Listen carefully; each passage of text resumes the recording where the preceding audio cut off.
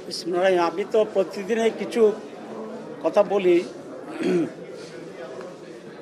সাংবাদিক বন্ধুদেরকেও আমি একটু আমি ইনফরমাল কথা বলছি। আপনারা এখানে এতগুলো চেয়ার দেন যে লোকেরা এসে একটার পর একটা বসে থাকে, তারপর দিতে হয়। এখন আমাদের পর্যায়ের লোকেরা কি আরেকটা দল ব্রিফিং করছে, আমি কি পাশের চেয়ারে বসাটা সমীচীন হয়?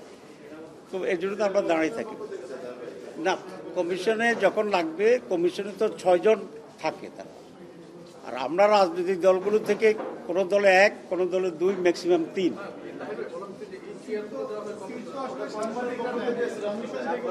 না, আমি বলছি কমিশন দেয় কেন, কমিশনে 6 জন আছে, তারা একসাথে বসে। তারপরে ম্যাক্সিমাম 3টে চেয়ার থাকলে একটা দল ব্রিফ করতে পারবে, কিন্তু এক দল ব্রিফ করার সময় যদি আরো 4 দল চতুর্দিকে এসে বইয়ে থাকে, আমাদের পক্ষে কি ঠেলাঠেলি ধাক্কাধাক্কি করা মানায়? তো এটা তো ঠিক না। আমি এটা অনুরোধ করব যে এখানে কমিশনের পরে যেন আর 3টা চেয়ার থাকে। এখানে আমি যারা এখানে কর্মকর্তা আছে তাদের দৃষ্টি আকর্ষণ করব। যেমন এক লাইনে 4 জন বসে আছে, তা আমি তো এটা বসতে পারবো না, আমি তো আমার মতো করে আসতে হবে। যাই হোক, বিসমিল্লাহির রহমানির রহিম। সম্মানিত সাংবাদিক বন্ধুরা, আসসালামু আলাইকুম। আজকে 2টা বিষয়ের উপরে আলোচনা হয়েছে এবং কোনোটাই কনক্লুড হয়নি। একটা হচ্ছে নারী আসন, আরেকটা হচ্ছে আমাদের আপার হাউস বা উচ্চ কক্ষ। ব্রিফিং তো আপনারা নিশ্চয়ই এতক্ষণ ধরে যারা করেছেন, আপনারা যথেষ্ট ব্রিফিং পেয়েছেন, আমি ব্রিফিংয়ে যাব না। আমি আমাদের স্ট্যান্ডটার কথাই বলে দিই। কমিশন দ্বিকক্ষ বিশিষ্ট পার্লামেন্টের ব্যাপারে যে প্রস্তাবনা পেশ করেছিল শুরু থেকেই, সেটা হচ্ছে এটা পিআর সিস্টেম হবে, পিআর অফ দি ভোটার্স, ভোটারদের আনুপাতিক নির্বাচন, যেটা রিপ্রেজেন্টেশন তার ভিতরে হবে। এটা তাদের অরিজিনাল প্রস্তাব ছিল। আমরা এবং কমিশন আজকে যেটা বলেছে, 2/3 বেশি দল এই ব্যাপারে ঐকমত্য পোষণ করে। আজকে তারা একটু রিভাইজড আরেকটা প্রস্তাব দিয়েছে, কিন্তু অরিজিনাল যে পিআর সিস্টেমের যেটা, সেটাও দিয়েছে।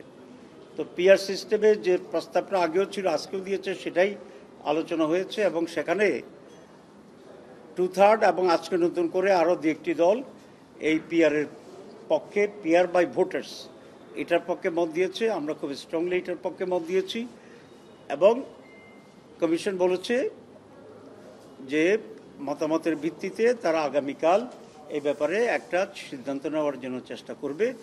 যদি কমিশন ইনসাফ করে, মতের রিফ্লেকশন ঘটাতে চায়, তাহলে অবশ্যই পিআরের পক্ষেই তাদের সিদ্ধান্ত আসতে হবে।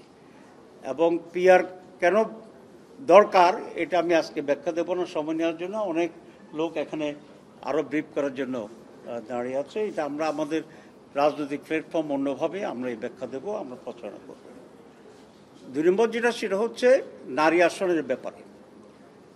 এখানে কমিশনের প্রস্তাব হচ্ছে নারী আসনে যে 50টি এখন সংরক্ষিত আছে, এটার পরিবর্তে 100টি নারী আসন তারা প্রস্তাব করেছে থ্রো ইলেকশন।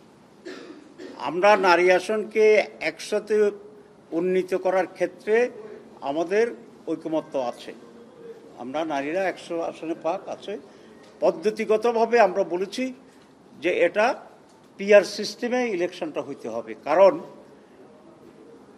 যদি ডাইরেক্ট ইলেকশন হয় তাহলে একজন নারী প্রায় 3টা পুরুষের কনস্টিটিউয়েন্সির ভিতরে তার কনস্টিটিউয়েন্সি তৈরি হবে, যেটা আমাদের সামাজিক প্রেক্ষাপটে আমাদের নারীদের আজকে যে অবস্থা আছে সেটা, এবং ধর্মীয় অনুশাসনের প্রতি আমাদের মহিলাদের এখনও যে আসক্তি বা মেনটেন্স করার যে কালচার, এই সব কিছু বিবেচনা করলে 3টি সংসদীয় আসনে একজন মহিলা নির্বাচন করা ডাইরেক্টলি, এটা অলমোস্ট ইম্পসিবল। তো সেজন্য আমরা বলেছি এটাও পিআর সিস্টেমে হবে এবং 100 জন নারী ক্যান্ডিডেট হবে, টোটাল আসন সংখ্যা 400 হবে। এই পিআর পদ্ধতি নির্বাচনের শর্ত সাপেক্ষে নারীদেরকে 100 আসন উন্নীত করার ক্ষেত্রে আমাদের ঐকমত্য আছে। আপনাদের সবাইকে ধন্যবাদ। না, পিআর বাই ভোটার্স, ওইটাই প্রস্তাব। অরিজিনাল কমিশনের প্রস্তাব হচ্ছে পিয়ার বাই ভোটার্স, আর যদি পিয়ার বাই দি এমপিজ হয় তো তাহলে আপার হাউস তো লোয়ার হাউসের একটা রিপ্লিকা হবে। ওমেন্সের ক্ষেত্রেও সেকেন্ড যে অল্টারনেটিভ প্রস্তাব কমিশনের যে 64টা ডিস্ট্রিক্ট এবং 12টা সিটি সেটার ক্ষেত্রে আপনাদের এটা আমাদের মত হচ্ছে এটা আলোচনার কোনো যোগ্যতায় রাখা নাই প্রস্তাব, এবং এটা অপ্রয়োজনীয়।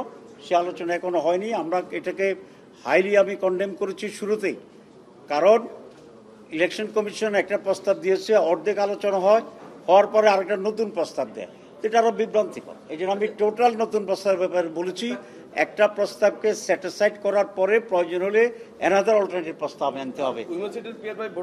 আর উইমেন্সদের বেটাও পিয়ার বাই ভোটার্স।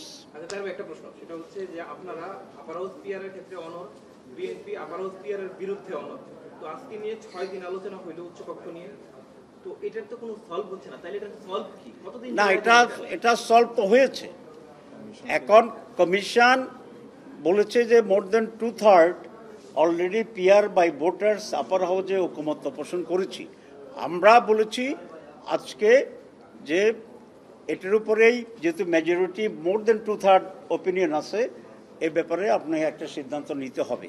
আমরা 32টা দল, 31টা দল একমত, একটা দল দ্বিমত, তাহলে এটা কি বলবো? আমরা কনসেনসাস বলবো, একমত হয়েছে বলবো, না হয় নাই বলবো? এটা একটা ন্যাচারাল ওয়ার্ল্ড ওয়াইড একটা মানে অ্যাকসেপ্টেবল একটা সিস্টেম তো আছে, তো সেটা দিয়ে বলছে। তারপরেও বিএনপিও এটা বলেছেন যে যেহেতু মেজরিটি আছে, ইলেকশন কমিশন হাউসের মাইন্ড স্টাডি করে একটা সিদ্ধান্ত ঐকমত্য কমিশনের উপরে দায়িত্ব দেওয়া হয়েছে, এবং উই আর ভেরি হোপফুল যে এটা অ্যাকসেপ্টেড হয়ে যাবে বলে আমরা আশা করি। আর একটা বিষয়, আপনারা গতকালকে বলেছেন কেয়ারটেকারের প্রধানের নিয়োগ নিয়ে আপনাদের একটা প্রস্তাব রেডি করতেছেন, সেটা যদি একটু জানাতেন। আমরা বিএনপিটা জেনেছি আজকে আমরা কেয়ারটেকারের জন্য নতুন করে প্রস্তাব আমরা দিয়েছি, 2-3টা আমরা অল্টারনেটিভ দিয়েছি। একটার কথা বলি, কারণ কেয়ারটেকারের যে বাছাই কমিটি, এটার গঠনের ব্যাপারেই সমস্যা। আমরা 3টা প্রতিষ্ঠানকে দায়িত্ব দিয়েছি স্থায়ীভাবে। একটা প্রতিষ্ঠান হচ্ছে প্রাইম মিনিস্টার, সেকেন্ড প্রতিষ্ঠান হচ্ছে লিডার অব দি অপোজিশন, আর থার্ড প্রতিষ্ঠান হচ্ছে chief justice of the supreme court. এই 3 জন মিলে বাছাই কমিটি হবে। সেই বাছাই কমিটি সরকারি দল থেকে 5 জন, বিরোধী দল থেকে 5 জন, অন্যান্য যে দল আছে পার্লামেন্টে প্রত্যেকটা দল থেকে 2 জন করে তারা নমিনেশন আহ্বান করবে, এবং এর ভিত্তিতে সেখান থেকে ঐক্যমত্যের ভিত্তিতে একজনকে বাছাই করবে। আমরা আশাবাদী, কেন? Chief justice highest judicial person, important person দেশের জন্য, আর 2 জনও খুবই রেশনাল লিডার, একজন প্রাইম মিনিস্টার হবেন, একজন ডেপুটি অপোজিশন লিডার হবে। সুতরাং এখানে একটা রেশনাল ডিসিশনের ব্যাপারে যেহেতু আমরা কেয়ারটেকারে যাচ্ছি, এটা ইজিয়ার। তারপরে যদি এটা না হয়, আমরা আরেকটা প্রস্তাব দিছি, সেটা না হয় আরেকটা প্রস্তাব দিছি। আমি সময় নিতে চাচ্ছি না, সবগুলো বললে আরো 5 মিনিট ব্যাখ্যা লাগবে। এটা আমরা আলোচনা হবে, আমরা আলোচনার পরে এটা আমরা চূড়ান্ত করব। কালকে আশা করি সবগুলোই দিতে পারবো ইনশাল্লাহ।